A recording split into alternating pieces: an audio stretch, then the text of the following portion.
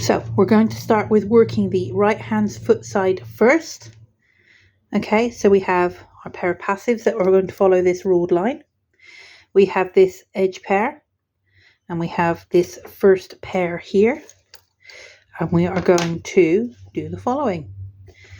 Work through the passive in cloth stitch. Twist the workers twice, just as you would any other time. Nothing unusual there. However, this is where we do the extra bits. So you work through the next pair in cloth stitch, twist twice. Take your pin, put it in the pinhole, which is on the right hand side of the passives. Give everything a good tension. And then this was the pair we started with. We're now going to work back through the row with this pair. So it's the pair that's closest to your straight passives. So we're working back through in cloth stitch. A little tension. Now, we're now onto the ground. You want to make sure that you twist before you do anything. Take the next pair along.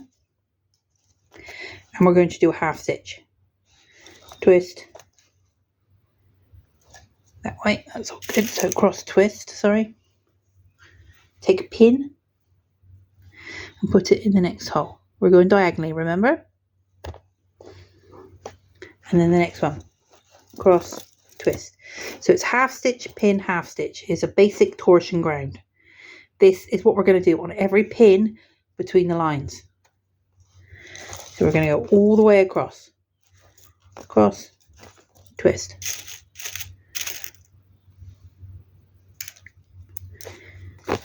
Pin. Cross, twist. Next pair. Cross, twist. Pin. Cross, twist. And as you can see, it's starting to make a twisted diagonal line all the way through. Cross, twist.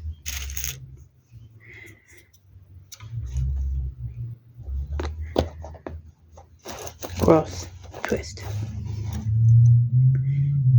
Now, if you have started your piece of lace with bobbins that you've wound together instead of tied, you can take that first row out once you've done a few rows, and it will end up with this very neat edging at the top. However, because I've got this here, I've moved one set of pinholes down, and I won't be taking anything out until the very, very end, purely because these are all single lines and they're all going to fall out if you do that.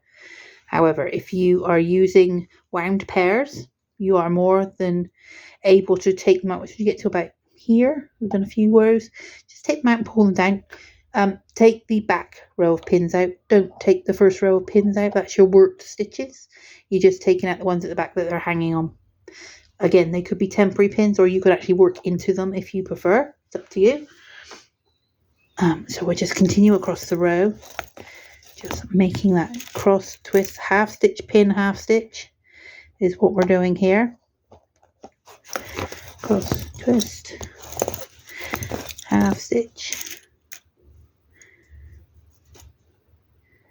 pin, half stitch. And then this is the last one inside those two lines. Half stitch, pin, half stitch. Okay, so that's all your torsion stitches for this particular row. Now we're going to do exactly the same on this side that we did on this side. So bring your pairs down. So you're working through the first pair, which is the line pair, in cloth stitch. Cross, twist, cross. We're twisting the workers twice, 1, 2, and we are working a cross, cloth stitch and twist, and then twist them again, and then put your pin. So this is your passive pair here. Those are the 2 pairs that we've just used. Make sure you're putting your pin not between the 2 pairs, but to the side of them, between them and your footside passives. Okay, this is what's going to give you that lovely sharp edge. So let's go back through this one. This will finish off your edge and prepare for the next row going down. Twist, because you're going back into a ground. Okay, I'll just show you that one. Okay, as you can see, makes a little diamondy shape. Now, as you can see, if you follow the lines, you came down here, this one, this is the next row. Obviously you can't do that yet because you haven't done any of these, which is why torsion ground is worked in diagonal rows. Okay, so that's what we're going to go back. We're going to go back to the right hand side and start the next row. Obviously if you're doing it the other way, you'll be going back to the left. Everything is exactly the same.